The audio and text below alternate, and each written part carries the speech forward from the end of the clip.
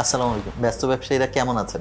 মনে আছে তো গত 2 দিন কি পরামর্শ দিয়েছিলাম? প্রথম পরামর্শ ছিল এক্সপেনশন এবং ডাইভার্সিফিকেশনের ক্ষেত্রে তাড়াহুড়া নয়। আর দ্বিতীয় পরামর্শ ছিল অ্যাকাউন্টিং এর ব্যাপারে একটু মনোযোগী হতে হবে। আজকে আমরা তৃতীয় পরামর্শ নিয়ে কথা বলবো।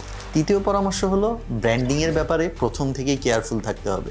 ব্র্যান্ডিংটা নিয়ে আমরা সাধারণত যেটা বুঝি, মনে হয় লোগোটা একটু সুন্দর হলে বা ফেসবুক পেজটা একটু অর্গানাইজড হলে এটাই মনে হয় ব্র্যান্ডিং। আসলে মেইন ব্র্যান্ডিং এইটা না। যেমন ধরেন একটা ফুচকার দোকানদার মফিজ ভাই, মফিজ ভাই ফুচকা নামে খুবই বিখ্যাত। মফিজ ভাই কি লোগোটা খুব সুন্দর করে ডিজাইন করেছে বা অন্য কোনো কিছু করেছে? করেনি কিন্তু। তাও কিন্তু মফিজ ভাইয়ের ফুচকা খুবই বিখ্যাত, সবাই খুঁজে খুঁজে খায়। তাহলে মফিজ ভাই ব্র্যান্ডিংটা কিভাবে করলো? তার সার্ভিস কোয়ালিটি দিয়ে।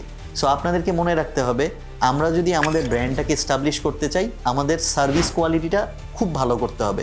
কাস্টমার যাতে আমাদেরকে খুঁজে নেয় আমাদের সার্ভিস কোয়ালিটি দেখে। আপনি যদি সার্ভিস কোয়ালিটিটাকে টপ নচ করতে পারেন, তাহলেই আপনার ব্র্যান্ডিংটা হবে 100-তে 100। আসুন আমরা ব্র্যান্ডিংটা শুধু লোগোর মধ্যে সীমাবদ্ধ না রাখি, আমাদের সার্ভিস কোয়ালিটির মধ্যে ওটা ছড়িয়ে দেই। সবাইকে ধন্যবাদ ব্যস্ত ব্যবসায়ীর সাথে থাকার জন্য। আসসালামু আলাইকুম।